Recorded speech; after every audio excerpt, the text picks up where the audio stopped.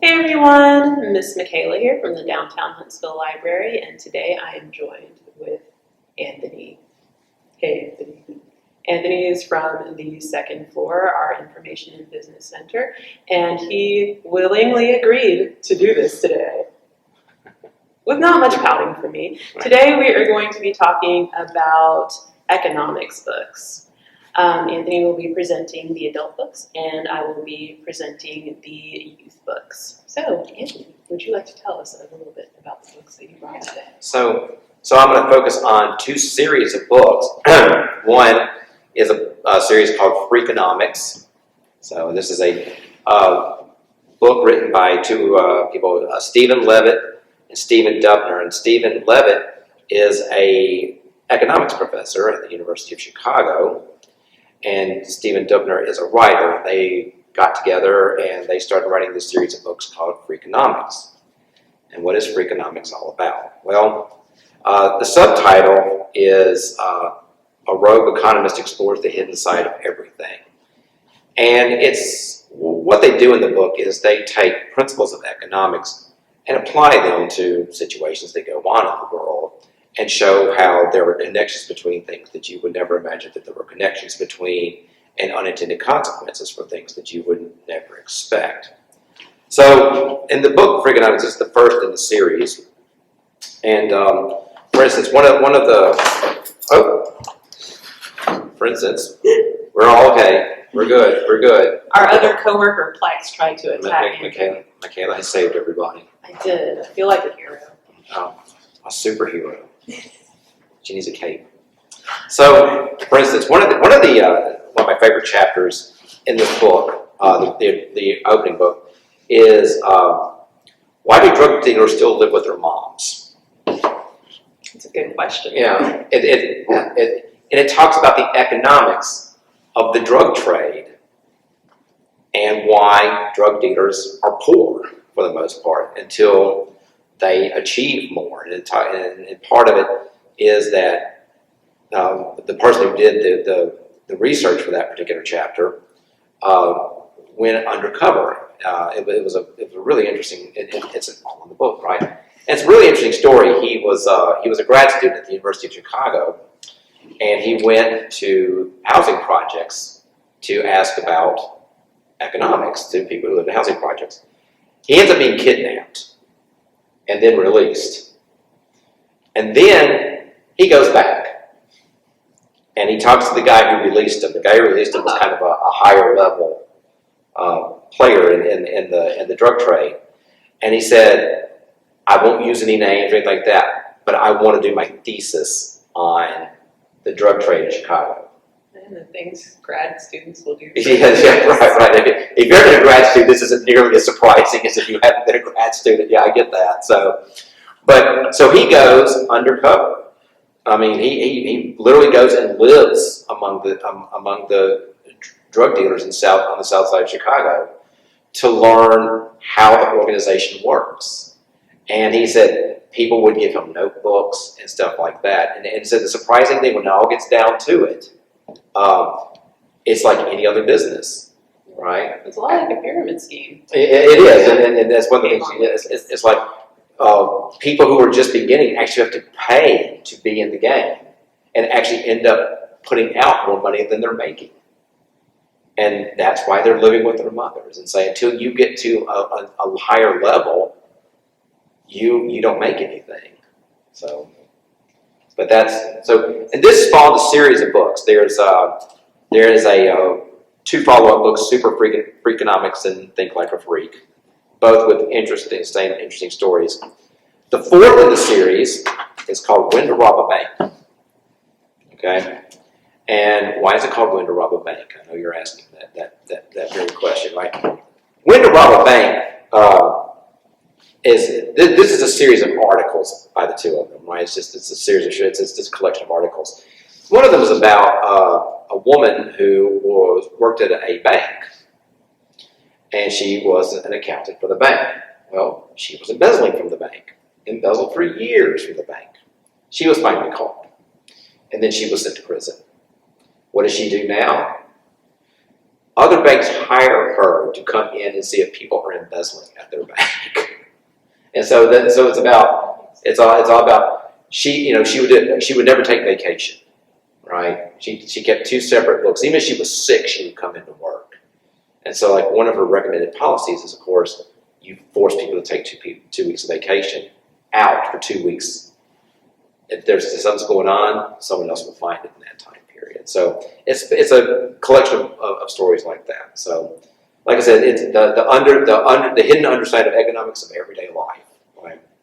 So, also in that same series, not the same series, but another series is a professor at the London School of Economics, and his name is Tim Harford, and he goes by the Undercover Economist. Okay, and he's got several books as well. He has a series of books. And this is actually Dear Undercover Economist. I couldn't find my actual Undercover Economist, but I'll tell you about that book. One of the things about that book, and I've talked about this over and over and over again, he explores why does a cup of coffee cost so much at Starbucks and who's making all the money? All right? And everyone seems to think, oh, it's Starbucks making all the money. Well, no, Starbucks is making a fair amount of money, don't get me wrong, right? But what he points out, and the lesson that you take away when you read this article that he wrote, was that Starbucks makes money because of their location, right? Starbucks wants to go to a location, right? They want a particular location. So they have to rent a location. And Starbucks will bid up for that location. They will bid up to the point they make 2 cents per cup of coffee. Okay? Everything else, where Starbucks makes their money is all the extras. When you get the whipped cream and the foam and the dusting of cinnamon or whatever, that's where Starbucks makes their money. Just for the coffee, the person making the money is the person who owns the land that the Starbucks is on.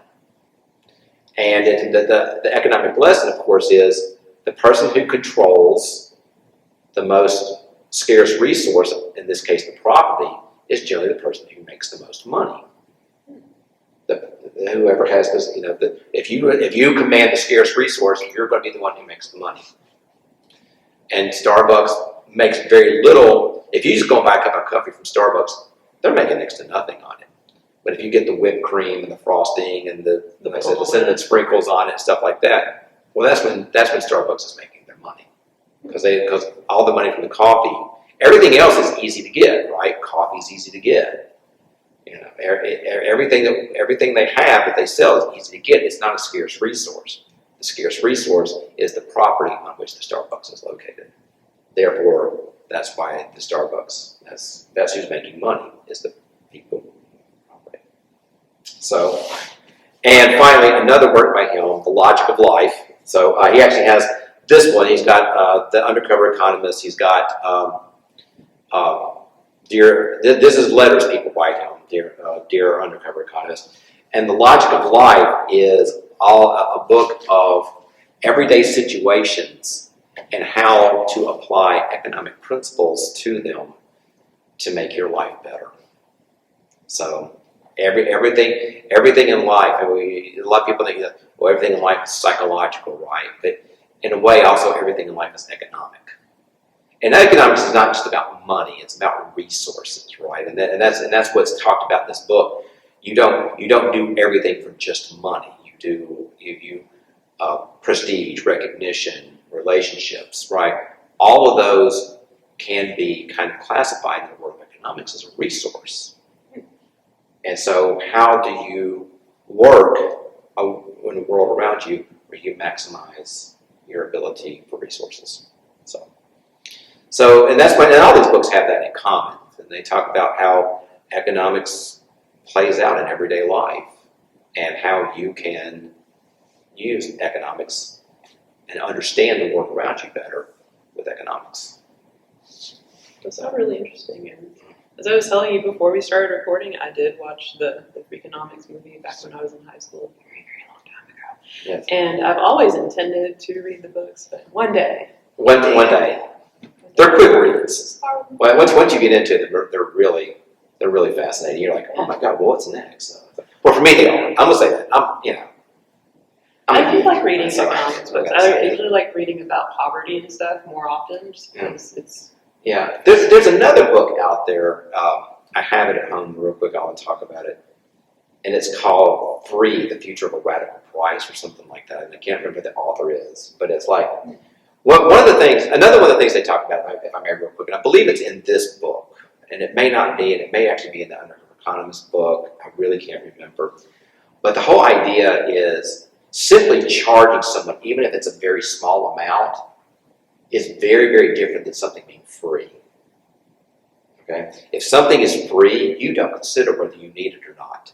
But even if you pay a small amount, you will consider whether you need it or not. And they did this experiment, and I wish I could remember which book. I'm sorry, I can't remember, but it's in one of these books. I'll make you. There's the treasure hunt, right? They did an experiment at a college where they put a basket of fruit at the end of the cafeteria line, and the sign said "free fruit," and the basket emptied like you wouldn't believe. It just emptied so quickly because people took it without thinking about it. Yeah. And then they put the basket and they charged like 5 cents a piece of fruit, right? Which is ridiculously low for a piece of fruit, right? And hardly anybody touched it. Just paying a nickel for something caused people to reconsider that much. How much, whether they needed something or not. So, fascinating books. Yeah. I hope my books are as interesting. So I focus a little bit more on teaching kids about money, period. So my first book is The Federal Reserve Act, Making the American Banking System Stronger by Melanie and Apel. So it talks about how the government got involved with banks. And it's an interesting story. It talks about the progressive movement in the 1910s and actually about how the Federal Reserve Act helped prevent the United States from going into a second depression right after II, which was a good thing. But it's a pretty well-written book. It breaks everything down pretty nicely. And it has a lot of photographs. It's not very exciting to read, honestly, but it keeps it short and sweet. This book, however, is very entertaining to read. It has some very fun pictures in it and diagrams, and it makes things a little bit more graphic novel-esque with the characters interacting, and it talks about how money was invented. It's called You Wouldn't Want to Live Without Money, written by Alex Wolff and illustrated by David Andrum. And this whole series of books is pretty interesting. I enjoyed this book because it talks about the importance of creating the monetary system rather than bartering, because bartering is hard to codify and keep track of. So it was a fun read. Mine are not as fun as yours. I'm kind of sad now. But I really enjoyed this one. I liked the illustrations in it. It made everything really easy to understand. And in the backs of each of my books, it does contain a glossary so that you can go back over terms with your kids and make sure they actually understood it and make sure you actually understood it, because I learned some new things. My next book is geared more towards teens, and it's from the Money Basics series, and it's called Credit Cards and Loans by Tammy Gagne, and it talks about the importance of building up your credit. My daughter is just about to turn 16, and I know within like the last 2 years or so, she actually started asking me like, what is credit? What is a credit score? Do I need a credit card? And she talked about her own fear of getting a credit card and going into debt, which I understand, and I'm glad that she's already taking it seriously. But if you find yourself in a bind and your kid is asking you questions, this is a good book. It explains everything very simplistically, but pretty clearly. My next book from the same series, another Money Basics book, is Living on a Budget, which don't we all need that? Right. Let's say these books are for kids, but I think there's plenty of adults out there who could probably read these books and get something out of them. Absolutely, yes. So it explains the importance of putting yourself on the budget, the relief that comes with knowing where money is going, because It's tough to just suddenly look at your account and be like, where did all my money go? So in both of these books, you'll find worksheets. So in the credit cards and loans, it'll list a series of questions that you should ask yourself anytime you're getting a credit card, like where can I use it? What's the APR? It explains what APR is. Another important concept to understand before you sign up for it. And in the budget, it does show you how to create a spreadsheet or at least a chart on tracking your money and where it's going. So these are like kind of the foundations of understanding where you stand in economics. So I hope that you enjoyed this book talk today. We will be listing our book titles and the authors in the description below. So please check them out, and we'll see you next time. Thank you for watching. Bye. Bye.